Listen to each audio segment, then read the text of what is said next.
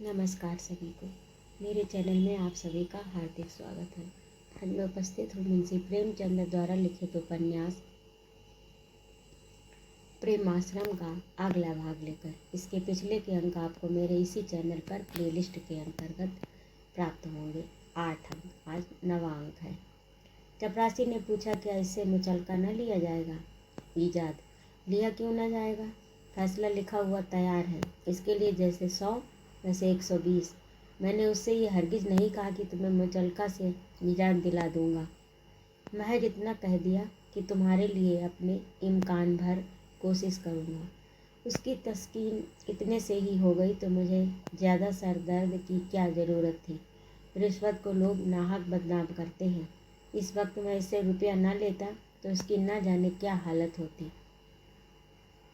मालूम नहीं कहाँ कहाँ दौड़ता और क्या क्या करता। रुपए लेकर इसके सिर पर बोझ हल्का हो गया और दिल पर से बोझ उतर गया। इस वक्त आराम से खाएगा और मीठी नींद सोएगा। कल कह दूंगा, भाई क्या करूं, बहुत हाथ पैर मारे पर डिप्टी साहब राजी ना हुए। मौका देखूंगा तो एक चाल और चलूंगा।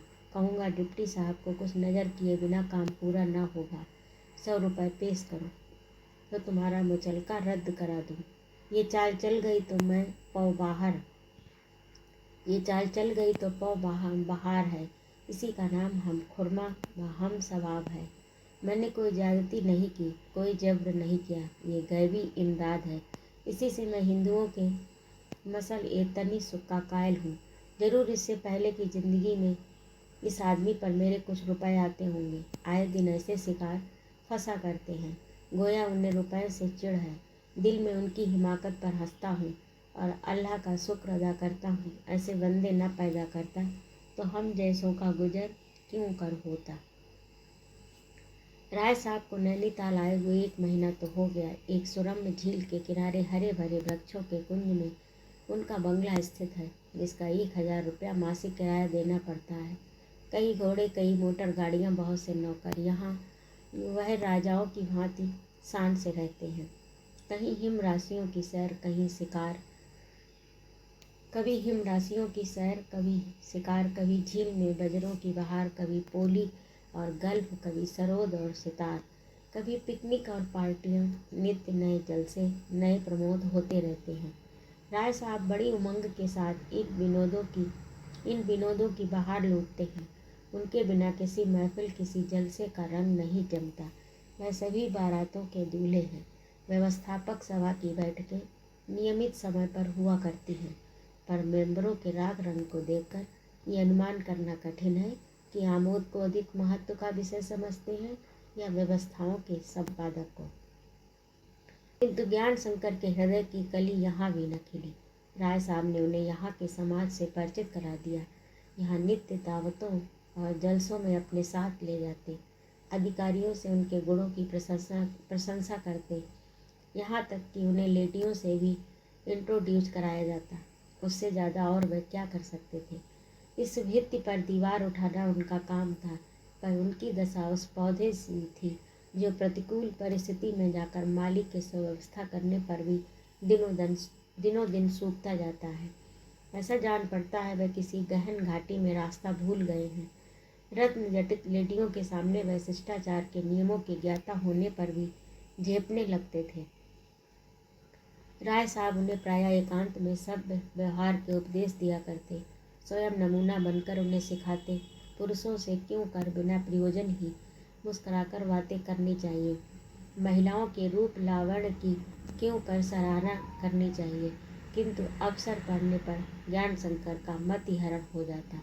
उन्हें आश्चर्य होता कि राय साहब इस वृद्धावस्था में लेडियों के साथ कैसे घुल मिल जाते हैं और कितने अंदाज से बातें करते हैं। बनावट का ध्यान भी नहीं हो सकता, मानो इसी जलवायु में उनका पालन पोषण हुआ है। एक दिन मैं झील के किनारे एक बेंच पर बैठे हुए थे। कई लेडियां एक बजरे पर जल क्रीड़ा कर रही थी। उन्हें पहचान कर उन्होंने इशारे से बुलाया और सैर करने की दावत की। इस समय ज्ञान शंकर की मुखाकृति देखते ही बनती थी। उन्हें इनकार करने के शब्द न मिले। भय हुआ कि कहीं असभ्यता न समझी जाए। झेपते हुए बजरे में जा बैठे। पर सूरत बिगड़ी हुई देख और ग्लान की सजीव मूर्ति, हृदय पर एक पहाड़ का बोझ रखा हुआ था। लेडियों ने उनकी यह दशा देखी तो आड़े हाथों लिया, इतनी फबतियाँ उड़ाई, इतना बनाया कि इस समय कोई ज्ञान शंकर को देखता तो पहचान न सकता। मालूम होता आकृति ही बिगड़ गई, मानो कोई बंदर का बच्चा नटखट लड़कों के हाथों पड़ गया हो। आंखों में आंसू भरे, कोने में दबके सिमटे बैठे हुए थे, अपने दुर्भाग्य को रो रहे थे। किसी तरह इस विपत्ति से मुक्ति हुई, जान में जान आई। कान पकड़े, फिर लेडियों के निकट न जाऊंगा। सने सने ज्ञान शंकर को इन खेल तमाशों से अरुचि होने लगी। अंगूर खट्टे हो गए। ईर्ष्या जो अपनी क्षुद्रताओं की स्वीकृति है, हृदय का कांटा बन गई। रात दिन इसकी टीस रहने लगी। उच्च आकांक्षाएं उन्हें पर्वत के पाद स्थल तक ले गई, लेकिन ऊपर न ले जा सकी। वहीं हिम्मत हार कर बैठ गए और उस धुन के पूरे साहसी पुरुष की निंदा करने लगे, जो गिरते पड़ते ऊपर चले जाते हैं। ये क्या पागलपन है। लोग खाम खा अंग्रेजियतों के पीछे लठ लिए फिरते हैं। थोड़ी सी ख्याति और सत्य के लिए इतना झंझट, इतने रंग रोगन और असलियत का कहीं पता नहीं। सबके सब बहरूपीय मालूम होते हैं। अंग्रेज लोग इनके मुंह पर चाहे ना हंसे, पर मित्र मंडली में इन सब पर तालियां अवश्य बजाते होंगे। और लोग लेडियों के साथ नाचने पर भी मरते हैं। कैसी निर्लज्जता है, कैसी बेहयाई। जाति के नाम पर धब्बा लगाने वाली राय साहब भी विचित्र जीव हैं। इस अवस्था में आपको भी नाचने की धुन है। ऐसा मालूम होता है मानो उच्छृंखलता सदैव होकर दूसरों का मुंह चढ़ा रही है। डॉक्टर चंद्रशेखर कहने को तो दर्शन के ज्ञाता हैं, पुरुष और प्रकृति जैसे गहन विषयों पर लच्छेदार वक्तव्य देते हैं, लेकिन नाचने लगते हैं तो सारा पांडित्य धूल में मिल जाता है। वह जो राजा साहब हैं, इंद्र कुमार सिंह, मटके की भांति तोंद निकली हुई, लेकिन आप अभी अपना नृत्य कौशल दिखाने पर उधार खाए हुए हैं। और तुर्रा यही है कि सबके सब जाति के सेवक और देशभक्त बनते हैं। जिसे देखिए भारत की दुर्दशा पर आंसू बहाता नजर आता है। ये लोग विलास में होटलों में शराब और लेमोनेड पीते हुए देश की दरिद्रता और अधोगति का रोना रोते हैं। ये भी फैशन में दाखिल हो गया है। इस भांति ज्ञान शंकर की ईर्ष्या देशानुराग के रूप में प्रकट हुई। असफल लेख समालोचक बन बैठा। अपनी असमर्थता ने साम्यवादी बना दिया। ये सभी रंगे हुए सियार हैं, लुटेरों का जत्था है। किसी को खबर नहीं गरीबों पर क्या बीत रही। किसी के हृदय में दया नहीं। कोई राजा है, कोई तालुकेदार, कोई महाजन, सभी गरीब को चूसते हैं।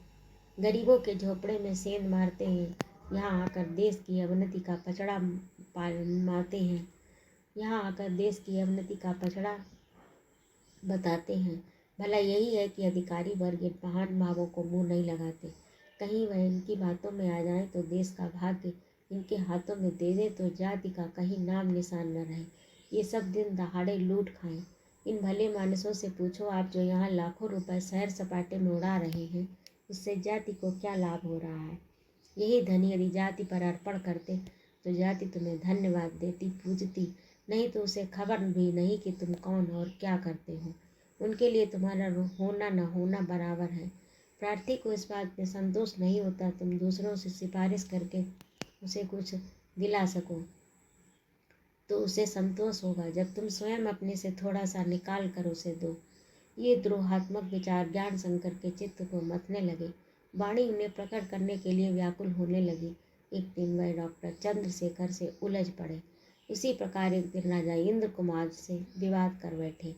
मिस्टर हरिदास बैरिस्टर से तो एक दिन हाथापाई की नौबत आ गई। परिणाम ये हुआ कि लोगों ने ज्ञान शंकर का बहिष्कार करना शुरू कर दिया। यहाँ तक कि राय साहब के बंगले पर आना भी छोड़ दिया। किंतु जब ज्ञान शंकर ने अपने विचारों को प्रसिद्ध अंग्रेजी पत्रिका में प्रकाशित कराया तो सारे नैनीताल में हलचल मच गई। जिसके मस्तिष्क से ऐसे उत्कृष्ट भाव प्रकट हो सकते हैं, उसे झक्की या वक्की समझना असंभव था। शैली ऐसी सजीव, चुटकियाँ ऐसी तीव्र, व्यंग ऐसे मीठी, उक्तियाँ ऐसी मार्मिक कि लोगों को उसकी चोटों से भी आनंद आता था। नैनीताल का एक बृहद चित्र था चित्रकार ने प्रत्येक चित्र के मुख पर उसका व्यक्तित्व ऐसी कुशलता से अंकित कर दिया कि लोग मन ही मन कटकर रह जाते थे। लेख में ऐसे कटाक्ष थे कि उसके कितने ही बाकी लोगों की जबान पर चढ़ गए। ज्ञान शंकर को शंका थी कहीं ये लेख छपते ही समस्त नैनीताल उनके सिर हो जाएगा, किंतु ये शंका निस्सार सिद्ध हुई। जहाँ लोग उनका निरादर और अपमान करते थे, यहाँ अब उनका आदर और मान करने लगे।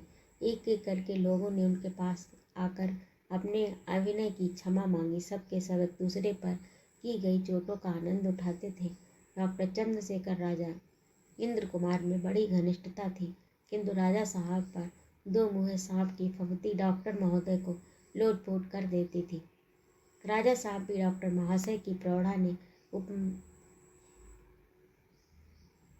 राजा साहब भी डॉक्टर महाशय की प्रौढ़ा से उपमा पर मुक्त हो जाते थे। उनकी घनिष्ठता इस द्वेष में आनंद में बाधक न होती थी।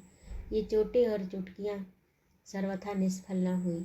शहर तमाशों में लोगों का उत्साह कम हो गया। अगर अंतःकरण से नहीं तो केवल ज्ञान शंकर को खुश करने के लिए लोग उनसे सार्वजनिक प्रस्तावों में सम्मति लेने लगे। ज्ञान शंकर का साहस और बढ़ा। वह खुल्लम खुल्ला लोगों को फटकारे सुनाने लगे, निंदक से उपदेशक बन बैठे। लोगों में आत्मगौरव का भाव उदय हो गया। अनुभव हुआ कि इन बड़े बड़े उपाधिधारियों और अधिकारियों पर कितनी सुगमता से प्रभुत्व जमाया जा सकता है। केवल एक लेख ने उनकी धाक मिटा दी। सेवा और दया के जो पवित्र भाव उन्होंने चित्रित किए, उनका स्वयं उनकी आत्मा पर असर हुआ। शोक इस अवस्था का शीघ्र ही अंत हो गया। क्वार का आरंभ होते ही नैनीताल से डेरे कूच होने लगे और क्वार तक बस सब बस्ती उजड़ गई। ज्ञान शंकर फिर उसी कुटिल स्वार्थ की उपासना करने लगे। उनका हृदय दिनों दिन कृपण होने लगा। नैनीताल में भी वह मन ही मन राय साहब की फिजूल खर्चियों पर कुड़बुड़ाया करते थे। लखनऊ आकर उनकी संकीर्णता शब्दों में व्यक्त होने लगी। जुलाहे का क्रोध गाड़ी पर उतरता, कभी मुख्तार से, कभी मुहर्रिर से, कभी नौकरों से उलझ पड़ते। तुम लोग रियासत लूटने पर तुल गए हो, जैसे मालिक वैसे नौकर। सभी की आंखों में सरसों फूली हुई है। मुफ्त का माल उड़ाते क्या लगता है? जब पसीना गिरा कर कमाते खर्च करते तो अखर होती। राय साहब रामलीला सभा के प्रधान थे। इस अवसर पर हजारों रुपए खर्च करते। नौकरों को नई नई वर्दियाँ मिलती, रईसों की दावत की जाती, राजगद्दी के दिन भोज होता। ज्ञान शंकर ये धन अपव्यय देखकर जलते। दीप मालिका के उत्सव की तैयारियां देखकर वह ऐसे हताश हुए कि एक सप्ताह के लिए इलाके की सैर करने चले गए। दिसंबर का महीना था। क्रिसमस के दिन राय साहब अंग्रेज अधिकारियों को डालियां देने की तैयारी में तल्लीन थे। ज्ञान शंकर उन्हें डालियां सजाते देखकर इस तरह मुंह बनाते मानो वह कोई महाघृणित काम कर रहे हों। कभी कभी दबी जबान से उनकी चुटकी भी लेते, उन्हें छेड़कर तर्क वितर्क करना चाहते। राय साहब पर इन भावों का जरा भी असर न होता। वे ज्ञान शंकर की मनोवृत्तियों से परिचित जान पड़ते थे। शायद उन्हें जलाने के लिए ही वह समय इतने उत्साहशील हो गए थे। ये चिंता ज्ञान शंकर की नींद हराम करने के लिए काफ़ी थी। उस पर जब उन्हें विश्वस्त सूत्र से मालूम हुआ कि राय साहब पर कई लाख का कर्ज है, तो वे नाराज से विहल हो गए। एक उद्विग्न दशा में विद्या के पास आकर बोले, मालूम होता है ये मरते दम तक कौड़ी कफन को न छोड़ेंगे। मैं आज ही इस विषय में इनसे साफ साफ बातें करूँगा। कह दूंगा यदि आप अपना हाथ न रोकेंगे तो मुझसे जो भी कुछ बन पड़ेगा कर डालूंगा। विद्या उनकी जायदाद है, तुम्हें रोक टोक करने का क्या अधिकार? कितना ही उड़ाएंगे तब भी हमारे खाने भर को बचा रहेगा। भाग्य में जितना बधा है उससे अधिक नहीं मिलेगा। ज्ञान भाग्य के भरोसे बैठकर अपनी तबाही तो नहीं देखी जाती। विद्या भैया जीते होते तब, ज्ञान तब दूसरी बात थी। मेरा इस जायदाद में कोई संबंध ना रहता। मुझको उनके बनने बिगड़ने की चिंता नहीं रहती।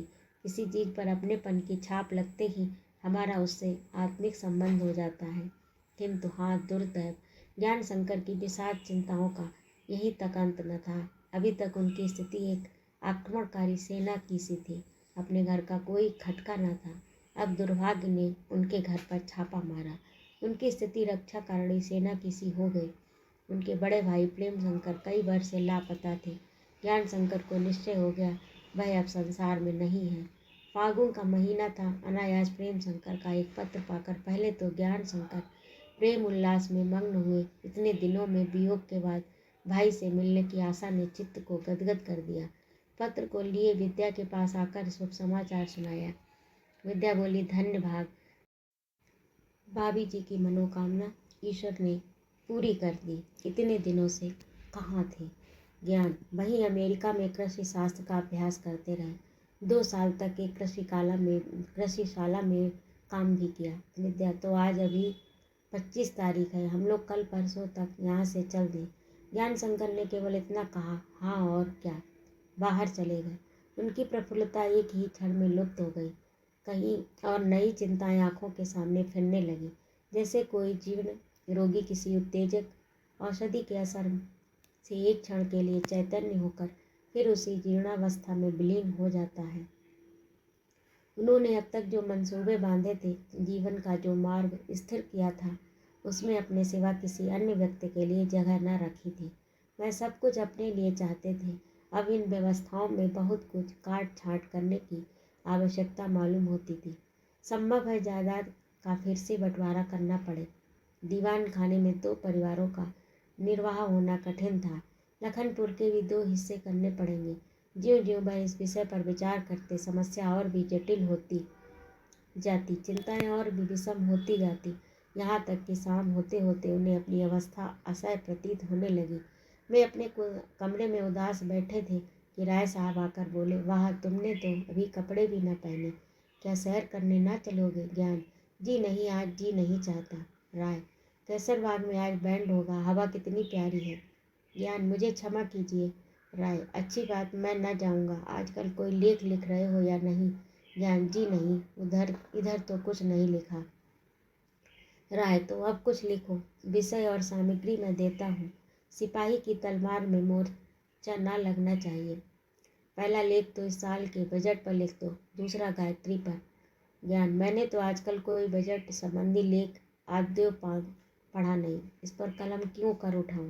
राय, अजी तो उसमें करना ही क्या है? बजट कौन पढ़ता है, कौन समझता है?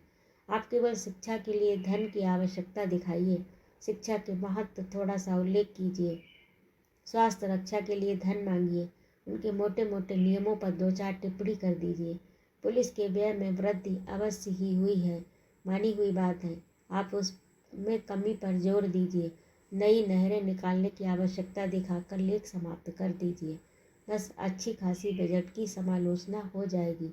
लेकिन ये बातें ऐसे विनम्र शब्दों में लिखिए, अर्ध सचिव की योग्यता की और कार्यपटुता की ऐसी प्रशंसा की जाए कि वह बुलबुल हो जाए और समझे कि मैंने उसके मंतव्यों पर खूब विचार किया।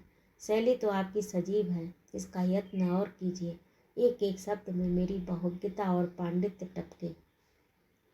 एक एक शब्द से मेरी बहुज्ञता और पांडित्य टपके, इतना बहुत है। हमारा कोई प्रस्ताव माना तो जाएगा नहीं, फिर बजट के लेखों को पढ़ना, उस पर विचार करना व्यर्थ है। ज्ञान और गायत्री देवी के विषय में क्या लिखना होगा? राय, बस एक संक्षिप्त सा जीवन वृतांत, कुछ मेरे कुल का, कुछ उनके कुल का हाल लिखिए। उसकी शिक्षा का जिक्र कीजिए, उसके पति की मृत्यु का वर्णन करने के बाद उसके सुप्रबंध प्रजारंजन का जरा बढ़ाकर विस्तार के साथ उल्लेख कीजिए। गत 3 वर्षों से विविध कामों में उसने जितने चंदे दिए, वह अपनी आसामियों की सुदशा के लिए जो व्यवस्थाएं की, उनके नोट मेरे पास मौजूद हैं। उससे आपको बहुत मदद मिलेगी। उस ढांचे को सजीव और सुंदर बनाना आपका काम है। अंत में लिखिएगा, ऐसी सुयोग्य विदुषी महिला का आप तक किसी पद से सम्मानित न होना शासनकर्ताओं की गुण ग्राहकता का परिचय नहीं देता। सरकार का कर्तव्य है उन्हें किसी उचित उपाधि से विभूषित करके सत्य कार्यों में प्रोत्साहित करें। लेकिन जो कुछ लिखिए जल्द लिखिए, विलंब से काम बिगड़ जाएगा। ज्ञान, बजट की समालोचना तो मैं कल तक लिख दूंगा, लेकिन दूसरे लेख में अधिक समय लगेगा।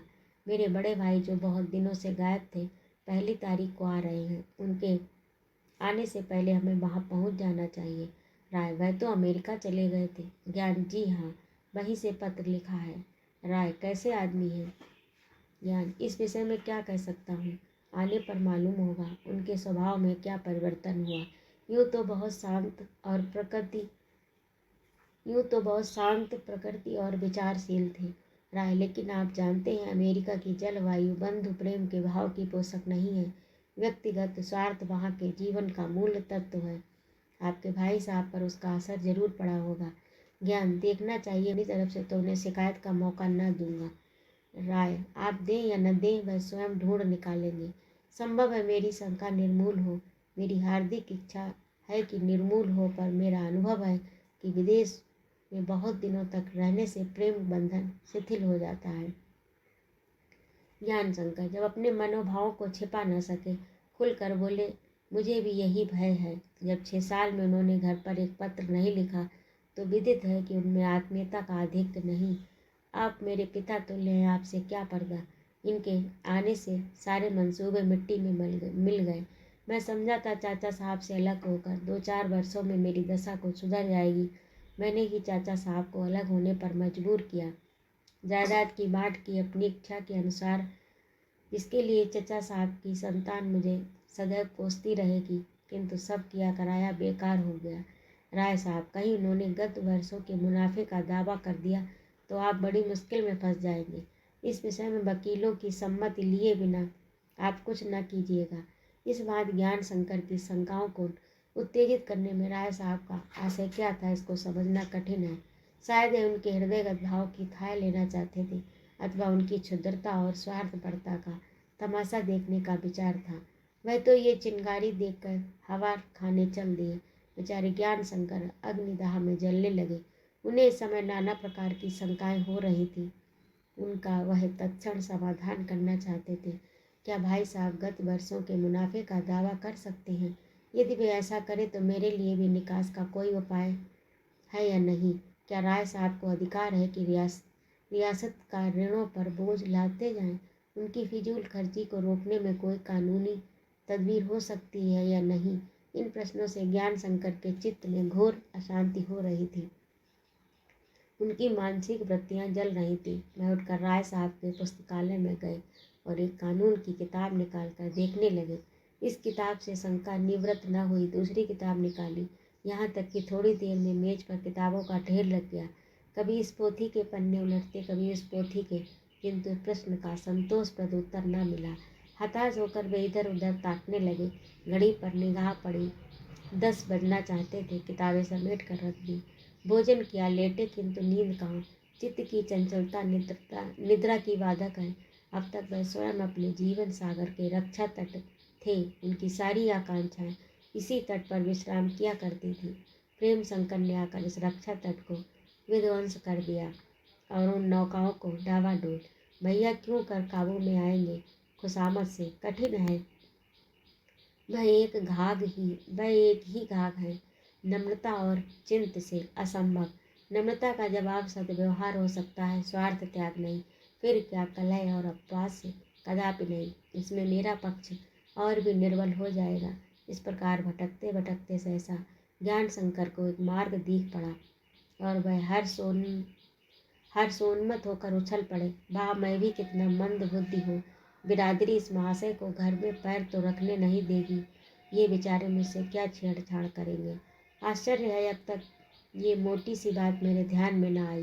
राय साहब को भी न सूझी। बनारस आते ही लाला पर चारों ओर से बौछारें पड़ने लगेगी।